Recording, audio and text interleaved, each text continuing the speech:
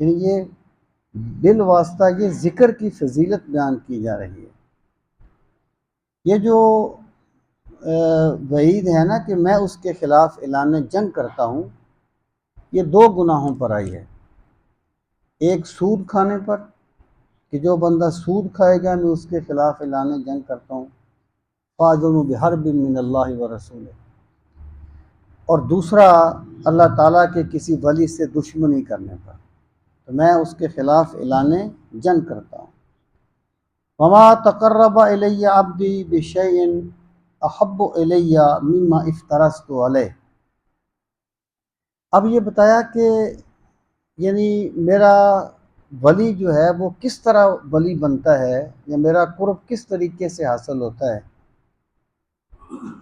تو ارشاد فرمایا وَمَا تَقَرَّبَ إِلَيَّ عَبْدِي بِشَيْءٍ، کہ میرا بندہ میرے نزدیک سب سے زیادہ میرا قرب پاتا ہے، احب الیہ، جو مجھے سب سے زیادہ محبوب ہے، مما افترضت علیہ، اس سے جو میں نے اس پہ فرض کیا ہے۔